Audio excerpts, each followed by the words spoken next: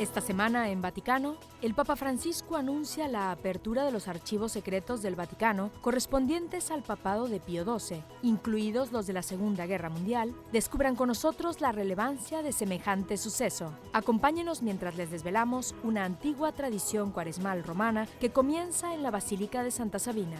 Todo esto y más en el Vaticano de esta semana.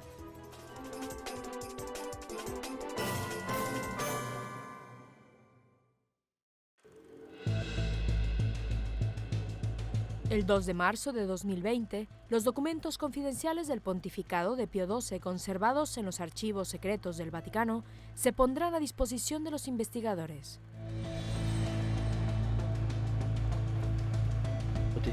He decidido que la apertura del Archivo Vaticano del Pontificado de Pío XII tenga lugar el 2 de marzo de 2020. Il 2 marzo 2020. Aproximadamente 16 millones de documentos entre 1939 y 1958, la duración del pontificado de Pío XII, serán accesibles para su estudio. La apertura de los archivos está despertando especial interés porque Pío XII ha sido acusado de no haber hecho lo suficiente para salvar las vidas de los judíos durante la Segunda Guerra Mundial. Se espera que los archivos arrojen más luz sobre la verdad. El rabino David Rosen, director internacional de asuntos interreligiosos del Comité Judío Americano, dijo que está agradecido al Papa Francisco por este nuevo suceso. Así pues, lo más importante que tengo que transmitir es que le agradezco ese gesto tan importante que tuvo en el anuncio de esta semana, la apertura de los archivos vaticanos. No creo que nada dramático vaya a revelarse tras esta evaluación material, pero es importante para que haya un análisis objetivo del mismo, si realmente se quieren aclarar las cosas. Creo que su gesto es un gesto de profunda buena voluntad hacia la comunidad judía. Obviamente, un trauma tan terrible como el del Holocausto, la Shoah, en la que 6 millones de judíos fueron exterminados, es un trauma tan profundo para el pueblo judío que inevitablemente la valoración que hace de la actuación del resto del mundo, que durante ese terrible periodo hizo tan poco para salvar a los judíos, es muy negativa. Y la percepción general es que la Iglesia Católica podría haber hecho mucho más. Pío XII pudo haber hablado claramente condenando el nazismo, denunciando la máquina de exterminio, refiriéndose específicamente al exterminio de los judíos, cosa que no hizo. Al menos así hubiera podido cambiar algo las cosas, proporcionando aunque sea un mensaje de esperanza para aquellos que languidecían en un campo de concentración y exterminio. Por causas como esas, hay en la comunidad judía una sensación de que los poderes que deberían haber estado en las fuerzas del liderazgo moral nos fallaron en ese momento tan crucial. Cuando el Papa hizo el anuncio de la apertura de los archivos durante una reunión con el personal del Archivo Secreto Vaticano, dijo que la Iglesia no tiene miedo de la historia, sino que la ama. Acogió con agrado la ocasión de estudiar las acciones de Pío XII a partir de la documentación.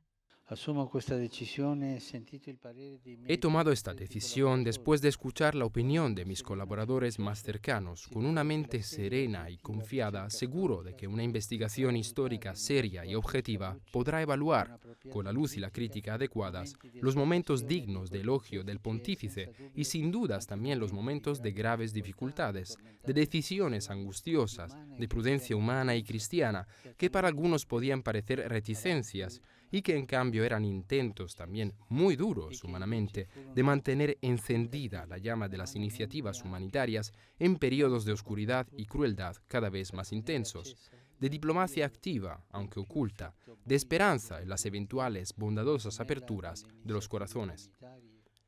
La Iglesia no tiene miedo a la historia, sino que la ama y quiere amarla más y mejor, como Dios la ama. Así pues, con la misma confianza de mis predecesores, abro y confío a los investigadores este patrimonio documental. El 19 de diciembre de 2009, el Papa Benedicto XVI declaró a Pío XII venerable, un estudio detallado de los controvertidos años de 1939 a 1945 podría ayudar a promover el proceso de beatificación y canonización del Papa que dirigió la Iglesia durante algunos de los años más duros del siglo XX.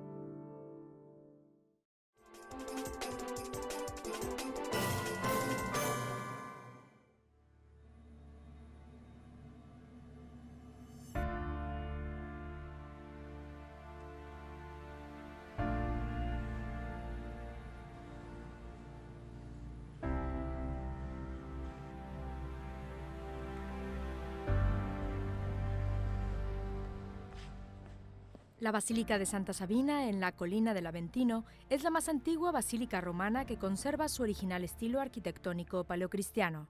La basílica se construyó en 432 en el lugar de las primeras casas imperiales, en la propiedad de una mártir cristiana llamada Sabina.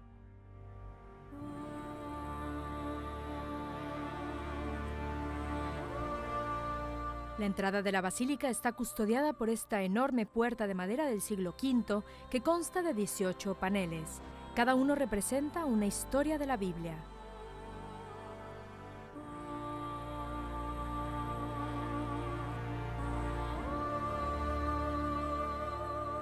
El primer panel, en la parte superior izquierda, es particularmente valioso. Contiene la representación más antigua de la crucifixión de Jesucristo en el arte occidental.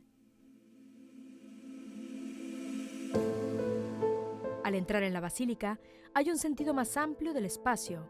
La luz atraviesa las ventanas de alabastro, creando un efecto caleidoscopio en las paredes.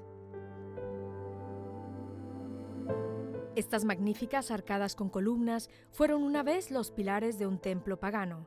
Ahora sostienen el techo de la casa del verdadero Dios.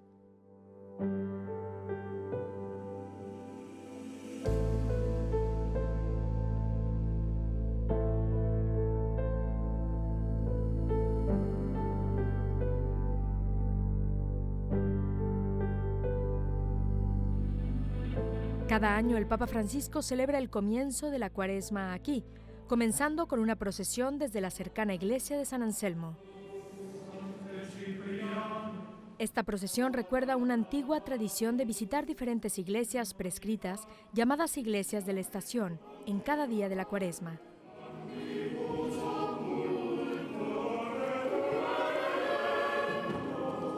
El diácono Michel Roman comparte sus impresiones justo después de la primera misa en la estación de la peregrinación. Santa Sabina es la primera iglesia, la del miércoles de ceniza, para las iglesias de la estación. Y lo que la hace tan especial es que es una de las iglesias más antiguas de Roma.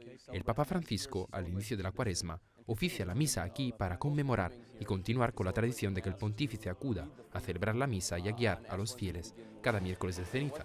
Eso nos permite entrar en una comunidad más profunda de penitencia junto a nuestros hermanos creyentes, pero también conocer juntos a la Iglesia Universal representada, en este caso por el Papa. Todos comenzamos esta propuesta de penitencia juntos y nos acercamos a nuestro Señor a pedirle perdón por nuestros pecados, pero también nos acercamos para llenarnos de su misericordia.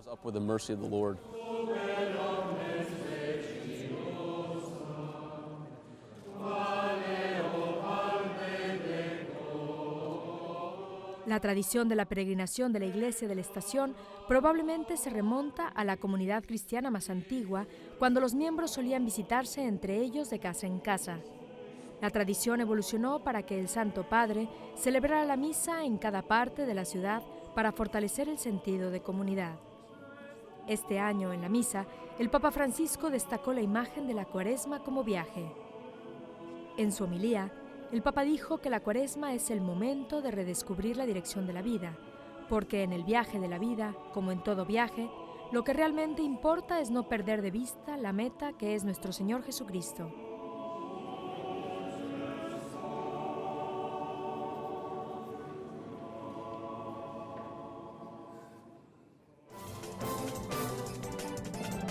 En unos momentos, la diplomacia vaticana en acción.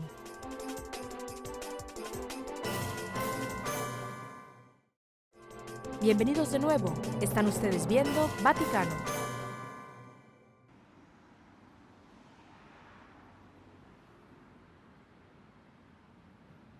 En mi último informe sobre el evento de la Organización Internacional del Trabajo, Repensar el Trabajo y el Futuro del Trabajo, una perspectiva interreligiosa, hablé con el representante del Consejo Mundial de Iglesias.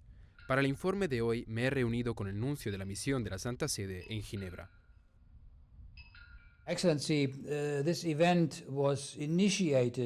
Excelencia, la idea de este evento partió básicamente de usted. Usted habló con la gente de la OIT y la OIT dijo que sí, que ellos lo organizarían. Ahora que la OIT forma parte del sistema de las Naciones Unidas, me parece muy inusual y singular que lo aceptaran, incluso habiendo sumado realidades como la oración a todo el conjunto. ¿Cómo reaccionaron a estos hechos? First, I have to make clear that our position in ILO. Sí, primero tengo que aclarar nuestra posición en la OIT. Usted sabe que cuando la OIT comenzó hace 100 años, la Iglesia estaba muy presente desde sus comienzos y es por eso que fuimos invitados a participar institucionalmente dentro de la misma. Así que la Iglesia Católica sigue siendo un sujeto, un miembro más de la OIT y a nivel de consejero hay un sacerdote católico. Mi impresión era que todo el mundo entendiese la cuestión desde su punto de vista. Básicamente evitábamos entrar en cuestiones técnicas. Vamos a cumplir un año y muchas delegaciones examinarán tantas consecuencias de la inteligencia artificial, de la reestructuración del trabajo, de la automatización, etc. Queríamos apoyar el trabajo y la dignidad humana, incluso lo que mencionabas de la oración y los aspectos espirituales. Es interesante que esta sensibilidad esté tan presente en la tradición judía y en la tradición budista. Entender que trabajar significa ante todo entender la vocación humana y que el trabajo es una vocación. No solo trabajamos para ganar dinero. Ok, de acuerdo, también trabajamos para ganar dinero, pero debemos trabajar pensando en cumplir nuestra vocación, la vocación otorgada por Dios. Creo que es muy importante que presentemos precisamente este particular aspecto siempre ligado a la dignidad humana y siempre relacionado con cualquier otro aspecto que el trabajo traiga consigo, como, sin lugar a dudas, el bienestar, una vida exitosa, una economía creciente o, en definitiva, de la mejora de la forma de vida. Esa es nuestra intención. This was our idea. Hay muchas dimensiones de trabajo en las que es necesario construir puentes. Una de ellas se establece entre la educación y el trabajo, y el arzobispo nos recordó otra. Tanto ustedes como nuestros oyentes saben que la cultura occidental se basa en el dicho ora et labora, que implica que hay dos elementos en la cultura occidental. Por un lado está la oración y por otro el trabajo. En los últimos años hemos sido testigos de un aumento real de la participación de las organizaciones religiosas en el sistema de las Naciones Unidas. ¿Cree usted que esto aumentará aún más en el futuro, que involucrarán más a dichas organizaciones y que les pedirán consejo? From one side, I think everybody noticed that. Por un lado, creo que todo el mundo se da cuenta de que el fenómeno religioso es más importante de lo que solía ser considerado, digamos, hace unos 10 o 20 años. Era una especie de delirio el hecho de que el fenómeno religioso no fuera relevante para la vida social, pero se trataba principalmente de sociedades occidentales. Digamos que de repente, con la migración, nos hemos dado cuenta de que la religión es parte de la identidad cultural y también de la cohesión social. Las Naciones Unidas buscan la cohesión, pero nos dimos cuenta de que surgía división, y esto nos está trayendo una cierta intranquilidad a las organizaciones internacionales. Y de nuevo, cuando se tiene un problema global, que seguramente es un problema de conjunto, o al menos indica un problema global, se busca cada uno de los recursos. Creo que los recursos espirituales y los organizativos de carácter religioso son absolutamente relevantes. Creo que no deberíamos abstenernos de hacerlo, pues se trata de un procedimiento totalmente natural. Pienso también que cuando los embajadores hablan en sus sesiones, lo hacen siempre buscando un elemento común que sirva para una nueva cohesión de acontecimientos futuros que debemos construir, independientemente de sus críticas a determinadas organizaciones religiosas, diversos entes, o sea lo que sea que critiquen.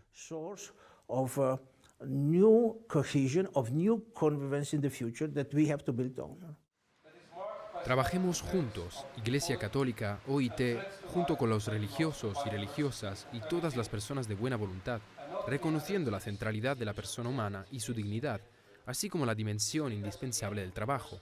Es la mejor manera de generar una nueva sociedad enfocada no solo al bienestar o al beneficio de unos pocos, sino dirigida y construida en beneficio de todos. Permanezcan con nosotros. En breves instantes regresamos con una entrevista exclusiva al sobrino del Papa.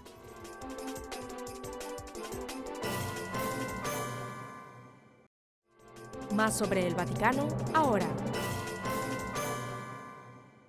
Hoy tenemos el placer de estar aquí con José Ignacio Bergoglio, el sobrino de Papa Francisco. Bienvenido. ¿Qué tal? Muchas gracias. Pues aquí, tú has estado aquí en Roma estos días y claro, la pregunta que todos queremos saber y ¿cómo ves al Papa después de 6 años de ser Papa Francisco?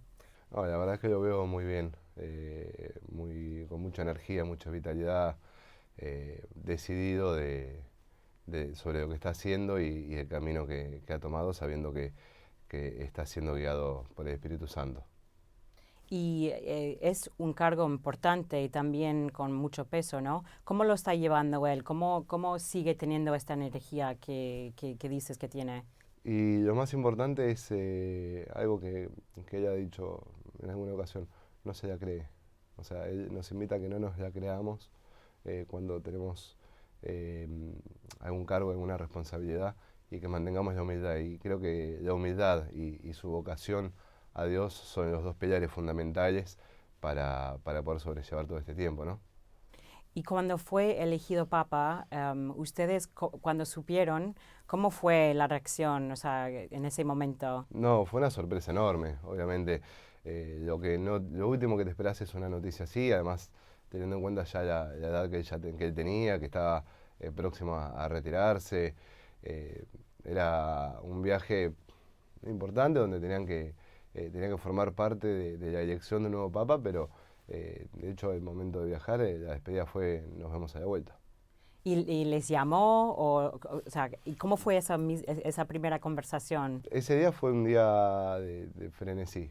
O sea, estábamos sentados viendo la tele, esperando la fumata blanca, el anuncio del nuevo Papa, saber quién era, conocer su perfil, sus cualidades y saber el nombre que se deben poner, que eso marca mucho en un papado.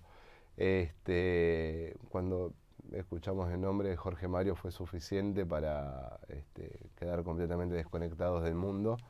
Y automáticamente no dejó de sonar el teléfono, el timbre de casa, gente que se acercaba a felicitar, a festejar, a saludar, lo mismo en el teléfono, periodistas.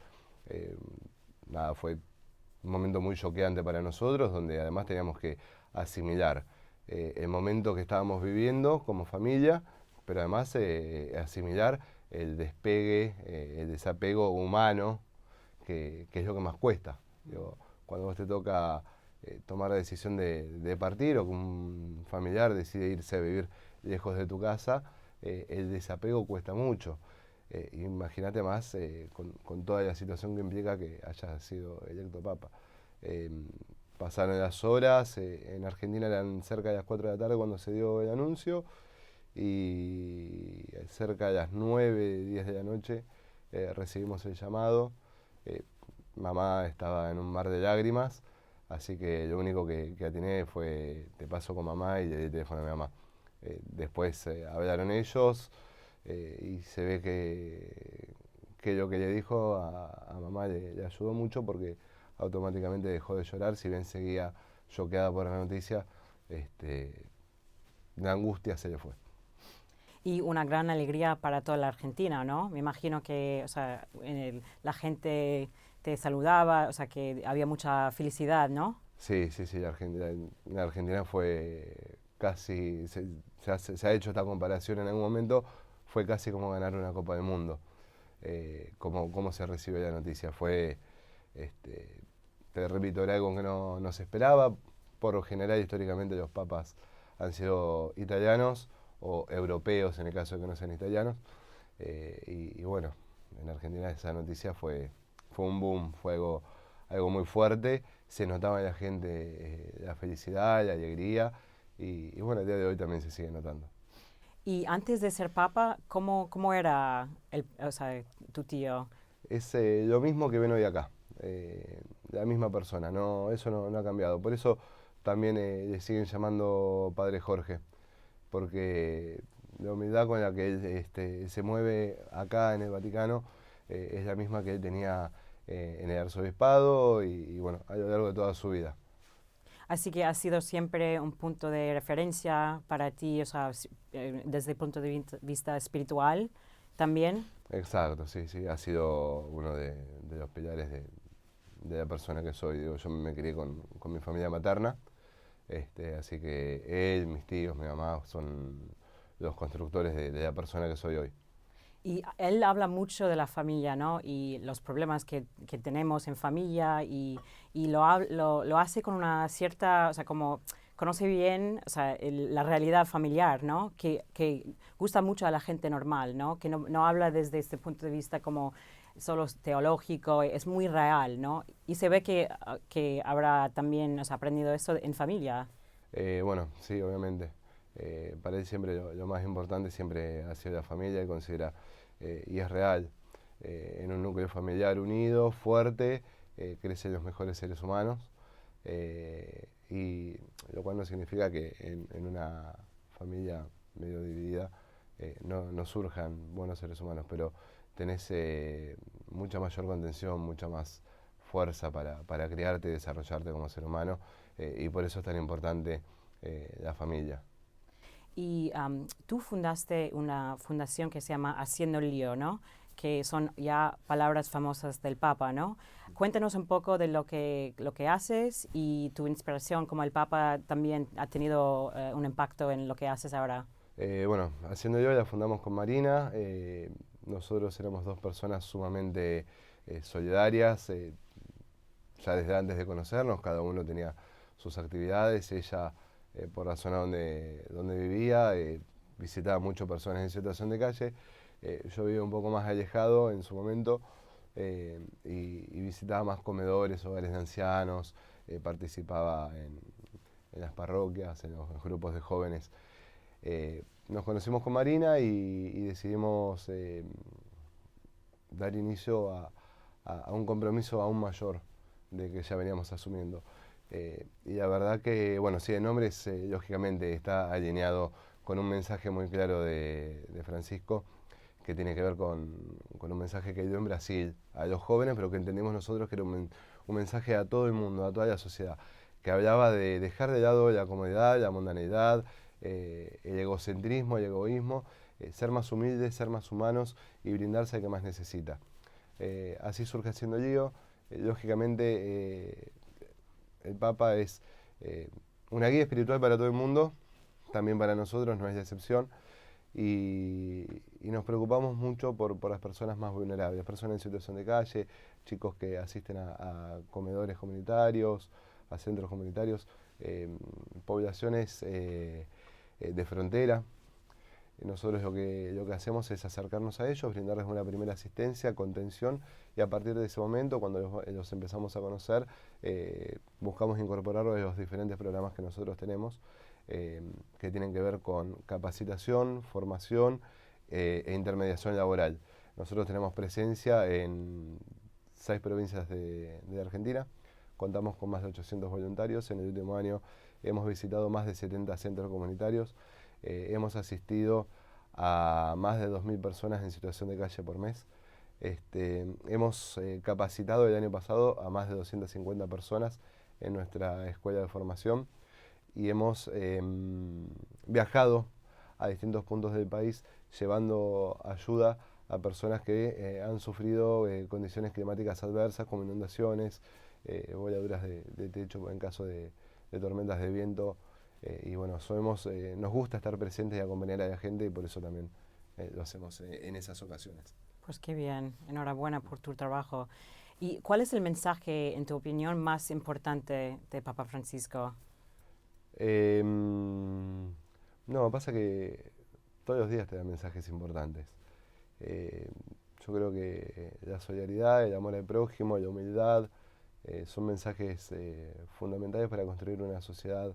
El amor, sin amor no puede haber una sociedad. La hermandad, que seamos hermanos más allá de la sangre. Mirar a la persona de al lado como si fuera un hermano. Creo que una de las cosas a la que nos llama Francisco es a frenar la rutina, bajar, calmarnos un poco, mirar a nuestro alrededor, y muchas veces, y esto te lo digo por experiencia, por haber estado por el trabajo con las personas en situación de calle, es verdad, la gente que duerme, que vive en la calle, tiene hambre, pero muchas veces lo que más necesitan es un abrazo, es sentirse que ellos, a alguien le importa, que ellos tienen el apoyo de alguien. Entonces creo que, como te decía, los mensajes de Francisco son muchos, es muy difícil decodificarlos en una entrevista, pero amor, humildad, fraternidad, perseverancia, prudencia. Perfecto, muy bien. Pues muchísimas gracias por estar aquí con nosotros. No, por favor, gracias a ustedes por recibirnos y por darnos la oportunidad de comentar lo que hacemos en Haciendo Lío.